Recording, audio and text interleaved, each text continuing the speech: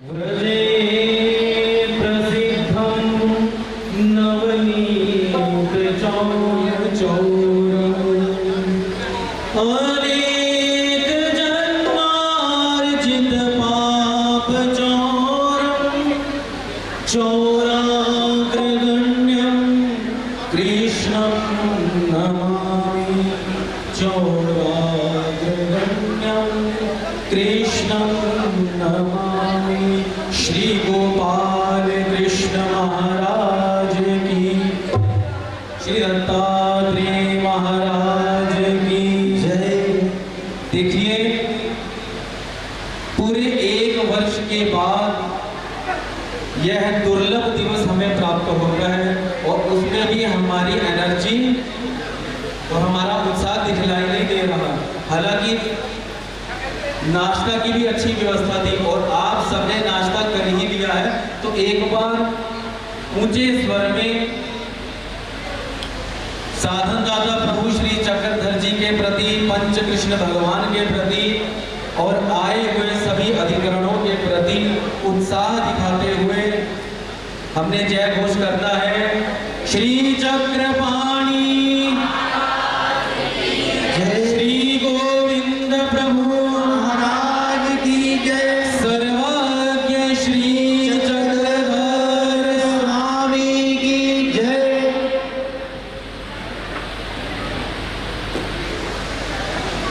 परम पूज्य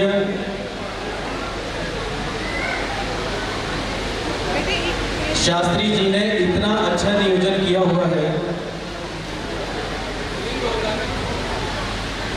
देखिए, जो लोग देव पूजा कर रहे हैं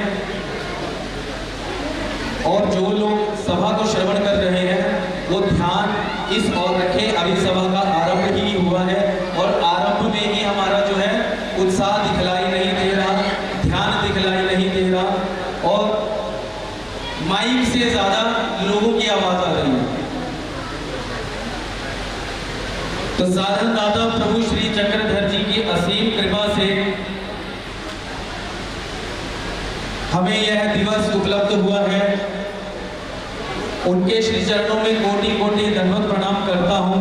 उसी प्रकार से संपूर्ण कार्यक्रम के अध्यक्ष परम पूज्य परमहंस प्रातः स्मरणीय आचार्य प्रवर मम गुरुवर्य कपूरथला निवासी श्री बड़े बाबा जी, उन्हीं के सन्निहित संबंध में उपस्थित महाराष्ट्र अधिकरण परम पूज्य परमहंस प्रातः स्मरणीय आचार्य प्रवर तरड़गांव से पधारे हुए श्री बड़े बाबा जी,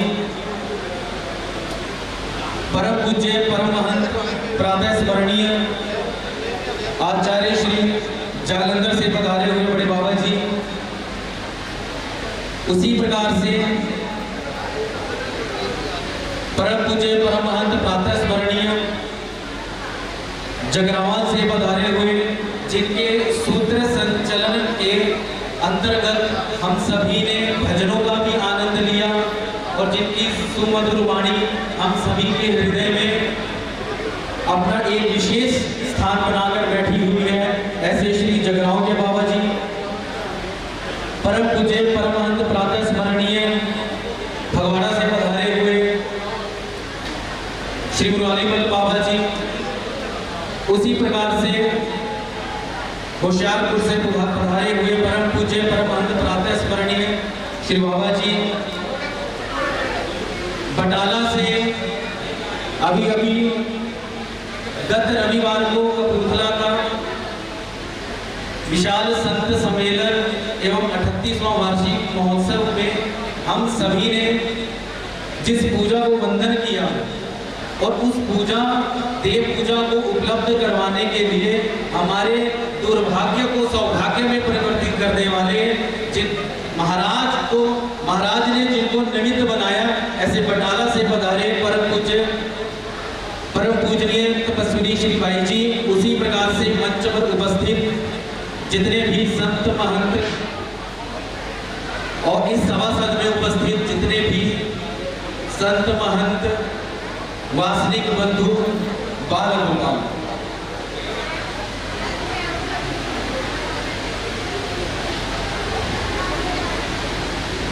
देखिए, एक प्रसंग मुझे अभी याद आया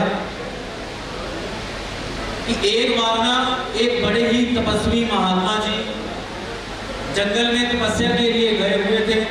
अनेकों वर्षों की साधना के उपरांत, अनेकों वर्षों की साधना के उपरांत उन्हें बहुत सी सिद्धियां प्राप्त हो गई। और जब उन्हें सिद्धियां प्राप्त हुई तो उन धीरे धीरे उन सिद्धियों के कारण उनकी कीर्ति, उनकी ख्याति देश विदेश में फैलने लग पड़ी। लोग उनके दर्शन के लिए आने लगे।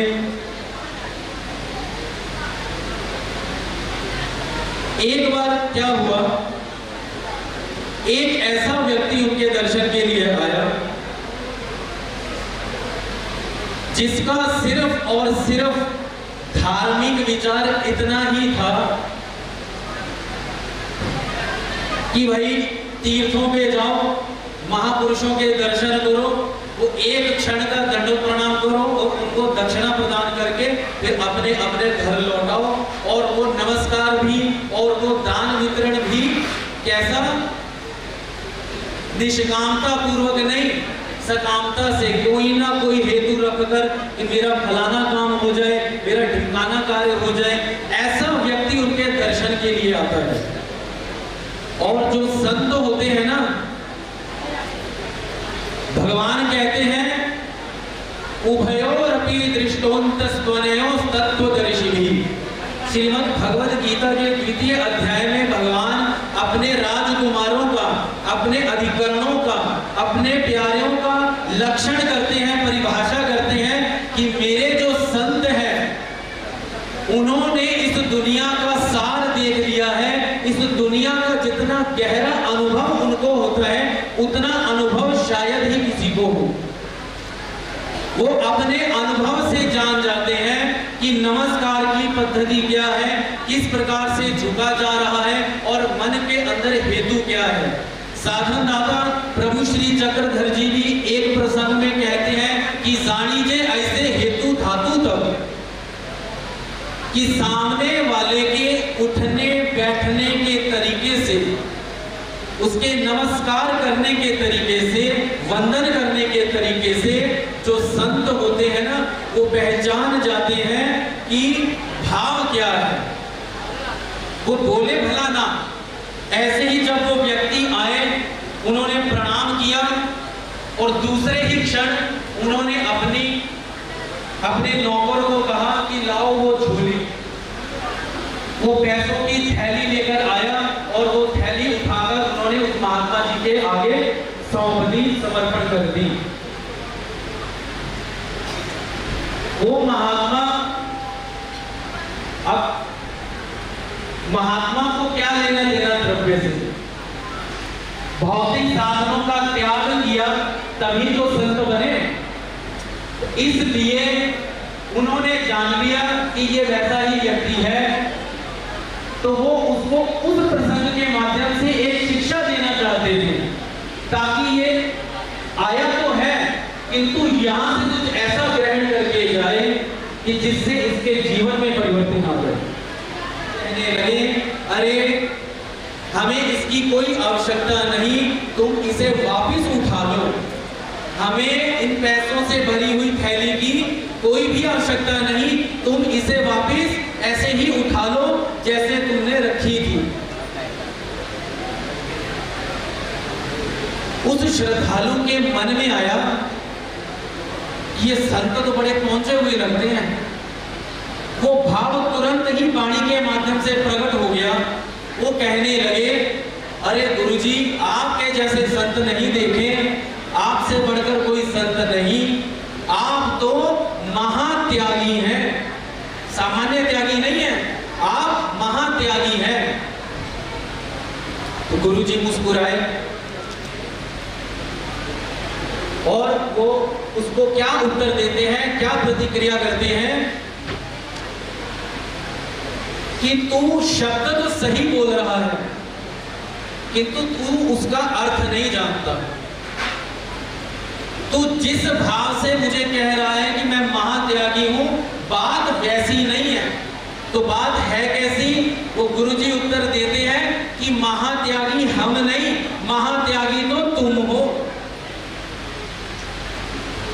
विषय बड़ा ही अचंभित हुआ, बड़ा आश्चर्यचकित हुआ कि जो विशेषण जिन शब्दों से संतों को सराहना चाहिए, उनकी स्तुति करनी चाहिए, वो शब्द वो मुझे बोल रहे हैं।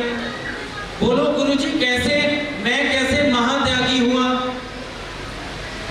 गुरुजी कहते सुनो, एक तो भोगी होता है और एक महात्यागी। तुमने इस धन के लिए अपना सारा जीवन गंवाया है।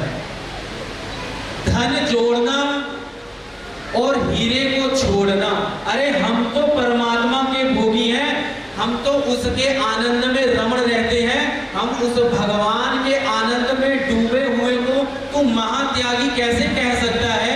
इस दुनिया में अगर कुछ महा है, वो महान तो वो परमेश्वर ही है, हम तो उसको पकड़ के रखे हैं। तुम कैसे कह सकते हो कि हम महात्यागी हैं? अरे हम महात्यागी नहीं, असली भोगी तो हम हैं, महात्यागी तो तू है कि जिसने उस परमात्मा के लिए, उस हीरे के लिए कंकड़ पत्थर जो है वो त्यागे नहीं, उनको कमाने में अपना जीवन व्यर्थ कर रहा है। हीरे जैसे परमात्मा से तू दूर रहता है, तो बदला त्यागी हम हैं या तुम हो? इस प्रसंग पर गुरुजी के इन वाक्यों को सुनकर उसके सारी बात ध्यान में आ गई कि परमात्मा के आनंद में डूबने वाले, डूबे हुए जो संत हैं, उन संतों का आज समागम हमारे पास यहाँ शास्त्री जी के माध्यम से उपलब्ध हो पाया है। महाराज हमारे ब्रह्म विद्या शास्त्र में आचार्य परंपराओं में एक बड़ी ही विशिष्ट बात है, वो एक ही पंक्ति है जिस पर संपूर्ण महानुभव जय कृष्णी पंथ की जो है वो आधारशिला कही जाती है कि उस वाक्य के बिना हमारा पंथ का कोई वजूद नहीं। वो वाक्य है, हे अति गहनाचे गहन। अगर हम इनकी गहनता को, चतुर्विध साधनों की, देखिए कितने दूर दूर से महाराष्ट्र से अधिकरण यहाँ पधारे हैं, किस लिए? अरे इनको समय निकालना पड़ता है, बड़े आयोजन जो है नियोजित हुए पड़ते हैं, हर जगह पर इनको जाना पड़ता है। उन सभी अपने व्यस्त, फिर अपने अपने मार्ग में ब्रह्म विद्या ज्ञान अमृत की अखंड धारा को भी जो है ये प्रवाहित रखते हैं, उसमें भी समय निकालकर हम सभी के कल्याण के लिए अगर यहाँ आए हैं, तो इस दुर्लभ अवसर को हमें यूं ही गंवाना नहीं चाहिए। किसी का भी ध्यान जो है वो प्रॉपर तरीके से सभा की तरफ नहीं है, वक्ता क्या बोल रहा है, वहां अपनी गप्पे चल रही है, ऐसे बात नहीं बनेगी। यही अविधियां भगवान कहते हैं, फिर मैं जब तुम्हारे सामने आ जाता हूं तुम्हें पता ही नहीं चलता, तुम जान ही नहीं पाते कि मैं तुम्हारे पास से गुजरा। मैं वो बोलने वाला था। श्रीमद् लीला चरित्र में, श्रीमद् भागवतम में कई अनेकों ऐसे प्रसंग हैं कि जिसमें अनेकों के साथ भगवान का योग आया, किंतु वो महाराज को पहचान नहीं पाए, वो श्री कृष्ण चक्रवर्ती को पहचान नहीं पाए, उनका परिचय उनको नहीं मिल पाया। वो कृपा, वो अतुलित कृपा भगवान की उन पर हो नहीं पाई। क्यों? क्योंकि वो इन्हीं अविधियों से ग्रसित हो गए थे। हम यहाँ आए हैं अपने मन को, अंतःकरण को स्थिर करने का हमें प्रयास करना चाहिए। अब आगे जो कार्यक्रम होगा उसके लिए हमें विशेष तौर से अपना ध्यान, अपना उत्साह बनाए रखना है। और एक बात कहूंगा कि हमें कई बार क्या होता है कि जिस जगह पर जाना होता है ना, अगर तो वो जगह धार्मिक है तो हम भूल जाते हैं कि वहां हमने क्या करना है। और किसी जगह पर जाना हो, किसी पार्टी में जाना हो, किसी और अन्य कॉलेज के एनुअल फंक्शन में जाना हो या किट्टी पार्टी में जाना हो या बर्थडे पार्टी में जाना हो तो हमें पता रहता है वहां जाकर हमें क्या करना है। किंतु जैसे ही हम धार्मिक स्थल पर आते हैं हमारा मन इतनी वेग से भटक जाता है, हम समझ ही नहीं पाते। और यहाँ आकर हमें क्या करना है, क्या ईश्वर ने हमें आदेश दिया है, अधिकरणों ने हमें क्या समझाया है, यह परंपरा क्या है, क्या समझाती आई है, ये सब हम भूल जाते हैं और यहाँ आकर हम गुमसुम हो जाते हैं। और कई बार तो क्या होता है कि हम यह जान ही नहीं पाते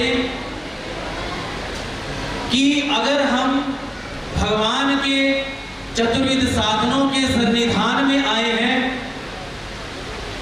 उनके प्रभाव में बैठे हैं, तो हमें वहां बैठकर करना क्या चाहिए। आउसा पर एक बार महाराज प्रसन्न हुए। आउसा माता को महाराज स्वेच्छा से कहते हैं कि आओ बतलाओ तुम्हें क्या चाहिए, तुम्हें अपने जीवन में सोच लो, तय कर लो, ऐसी कौन सी उपलब्धि चाहिए जिसे मांग कर तुम्हें आवश्यकता ना लगे कि अब मांगने को कुछ रह गया, ऐसा कुछ मांग लो। आउसा को भगवान के यह शब्द सुनकर इतना आनंद, इतना उत्साह हुआ कि बिना कुछ विचार किए, बिना कुछ इधर उधर ध्यान भटकाए, उसके हृदय से क्या भाव प्रकट हुए कि जी महाराज, जब आप अपने स्वयं श्री मुखमंडल से इस जीव पर कृपा करना ही चाहते हैं, अनुकंपा के पात्र बनाना ही चाहते हैं, तो मैं इस दासी की यही अर्जी है कि गौर आनी शाम श्री मूर्ति मिया देखती ची असावी, कि आपकी श्री मूर्ति और श्याम श्री मूर्ति किसकी थी, कोई बता सकता है? श्याम श्री मूर्ति किसकी थी? यह प्रसंग अनेकों बार हमने श्रवण किया है। आउसा माता कहती है महाराज देखिए उसके मांगने का तरीका क्या है, उसे पता है कि मुझे महाराज के पास अगर इनके साथ मेरा योग आया है तो यहाँ इस योग का फायदा कैसे उठाना है, इसका लाभ कैसे उठाना है। वो भगवान को कहती महाराज इस दासी की और कोई इच्छा नहीं है कि जब तक इस शरीर में प्राण है, श्वासा है, तब तक मुझे आपके सतत दर्शन होते रहें और मेरे श्री गोविंद प्रभु महाराज के मुझे सतत दर्शन होते रहें। इसके अलावा इस दासी को जीवन में और कुछ भी नहीं चाहिए। देखिए जिन्हें पता होता है, जो स्थिर मन से अवसर का आनंद उठाने में कामयाब होते हैं, यह उनके लक्षण है। उन्हें पता है कि यहाँ बैठकर हमें क्या चाहिए, हमें क्या मांगना चाहिए। और हमारे परमेश्वर के तो गुण ही इतने हैं कि नेति नेति कि कोई भी शास्त्र ऐसा नहीं है कि जो उनके गुणों का व्याख्यान कर पाए, उनके स्वरूप का व्याख्यान कर पाए। जब कृपा की बात आती है तो सारी परंपरा कहती है कि अमर्याद कृपा है। भगवान ना जाने किस जीव पर किस समय कैसी कृपा कर दे और क्यों कर दे, कुछ भी बताया नहीं जा सकता। हमारे भगवान इतने कृपालु, इतने दयालु हैं। एक है कि हमें स्थिरता से मन को एकाग्र करके धर्म लाभ कमाना चाहिए, संतों का दुर्लभ वचन श्रवण करना चाहिए। और हमारे तो घर का ही कार्यक्रम है, आए हुए संतों को सभी ने श्रवण करना है, इसलिए एक अपना भाव रखते हुए आशा करूंगा कि आप सभी भी उसमें साथ दें। उसके बाद हम सभी समवेत रूप से संतों का प्रवचनामृत श्रवण करेंगे। अच्छा, मेरे साथ वही गाएंगे जो यह मानते हैं कि आज तक मैंने जो जो परमात्मा से प्रार्थना करी है, जो जो मैंने भगवान के आगे अर्जी रखी है, पर्ची डाली है, वो मुझे प्राप्त हुआ है। उन्हीं से मेरी अपेक्षा है और वो ही ताली बजाते हुए सुर के साथ सुर मिलाते हुए इस दुर्लभ अवसर का दर्शन करते हुए कार्यक्रम को आगे बढ़ाते हुए सभी ने साथ देना है। तो एक बार जय घोष करते हुए श्री गोपाल कृष्ण। अभी भी आवाज नहीं है। नियम याद है ना, वही बोलेंगे कि जो ये मानते हैं कि मेरी तार सीधी जुड़ी हुई है। झोली गरीब की पड़ गई छोटी, झोली गरीब की पड़ गई छोटी, कन्हैया तूने इतना दिया, कन्हैया तूने इतना दिया, कन्हैया तूने इतना दिया, कन्हैया तूने इतना दिया। झोली गरीब की पड़ गई छोटी, पड़ गई छोटी, झोली गरीब की पड़ गई छोटी, झोली गरीब की पड़ गई छोटी।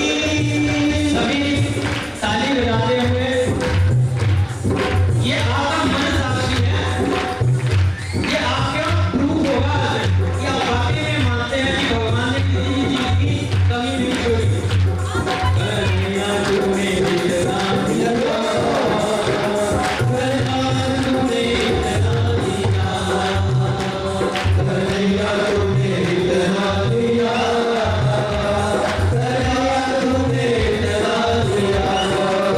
झोली गरीब की पड़ गई छोटी, झोली गरीब की पड़ गई छोटी, झोली गरीब की पड़ गई छोटी, झोली गरीब की पड़ गई छोटी। महाराज तूने इतना दिया, कन्हैया तूने इतना दिया, महाराज तूने इतना दिया, कन्हैया तूने इतना दिया। देखिए, मेरी कोई ऐसी पात्रता नहीं थी, भाव ऐसा है कि मैंने कोई ईश्वर पर बहुत उपकार नहीं किए कि उनको मुझ पर कृपा करनी ही पड़ेगी। ये उनके स्वरूप की विशेषता है, उनका स्वरूप दया मया कृपा करुणा इन सभी गुणों से अलंकृत है और ऐसे ऐसे गुण भी हैं जिनके विषय में हमें अभी तक मालूम भी नहीं है। तो हमारी अवस्था कैसी है? मैं था गरीब मेरा कोई नहीं था, मैं था गरीब मेरा कोई नहीं था, मैं था गरीब मेरा कोई नहीं था, मैं था गरीब मेरा कोई नहीं था, मैं था गरीब मेरा कोई नहीं था, मैं था गरीब मेरा कोई नहीं था, मैं था गरीब मेरा कोई नहीं था, मैं था गरीब मेरा कोई नहीं था, मैं था गरीब मेरा कोई नहीं था, मैं था गरीब मेरा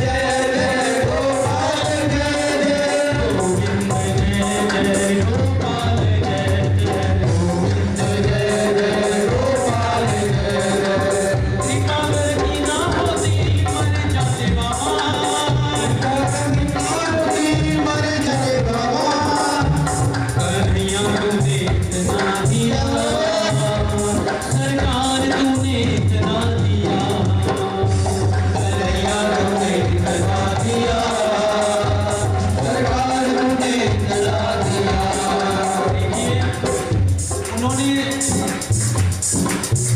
इतना दिया सरकार ने मुझे कि जितनी मेरी औकात नहीं, मेरी औकात से भी बाहर मेरे महाराज ने मुझे दिया है।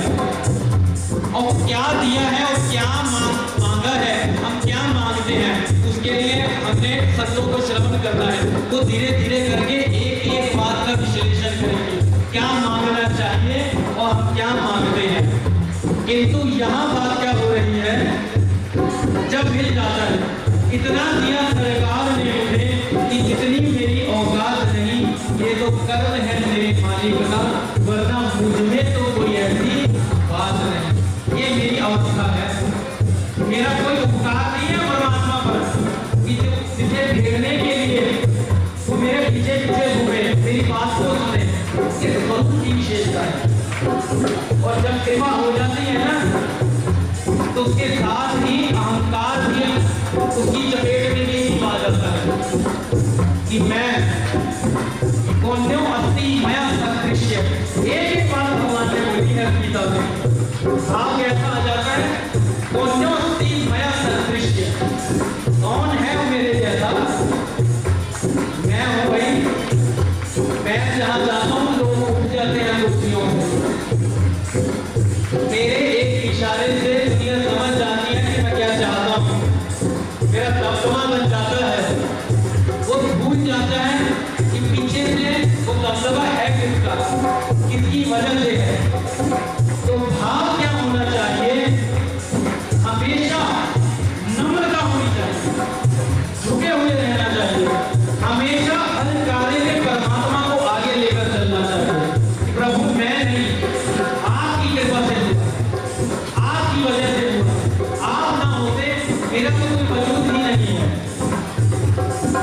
रोम रोम मेरा तेरा करे जाई, रोम रोम मेरा तेरा करे जाई, रोम रोम मेरा तेरा करे जाई, रोम रोम मेरा तेरा करे जाई। बनवारी तूने ये धारे नैया मेरी पार लगाई, ये धारे नैया मेरी पार लगाई, ये धारे नैया मेरी पार लगाई, ये धारे नैया मेरी पार लगाई, ये धारे नैया मेरी पार लगाई, ये धारे नैया मेरी पार लगाई। झोली में खुशियों के भर दिए मोती, झोली में खुशियों के भर दिए मोती, झोली में खुशियों के भर दिए मोती, झोली में खुशियों के भर दिए मोती। कन्हैया तूने कन्हैया, सरकार तूने इतना दिया, ताली बजाते हुए इतना दिया, गाना गाते हुए सरकार तूने इतना दिया, कन्हैया तूने इतना दिया, सरकार तूने इतना दिया, कन्हैया तूने इतना दिया, सरकार तूने इतना दिया, कन्हैया तूने इतना दिया, सरकार तूने इतना दिया, कन्हैया तूने इतना दिया, सरकार तूने इतना दिया। बोल श्री गोपाल कृष्ण महाराज की जय। और इसी अवसर पर मैं श्री जय कृष्णिया मंदिर के संचालक परम पूज्य परम महंत जो आचार्य भी हैं, शास्त्री भी हैं, गुरु सुहृद भी हैं, बंधु भी हैं और भी अनेकों रिश्ते हैं। महाराज के श्री चरणों में यही प्रार्थना करता हूं कि जिस कृपा के पात्र महाराज बनाना चाहते हैं और संतों का आशीर्वाद भी जिस अनुकूलता में है, वो कार्य शास्त्री जी हमेशा ही करते रहें। ऐसे ही उनको धर्म कार्य महाराज घड़वाते रहें, यही आशा करता हूँ, यही प्रार्थना करता हूँ और अनंत कोटि बधाई देते हुए अपने दो शब्दों को यहीं पर विराम देता हूँ। बोल श्री वृंदावन बिहारी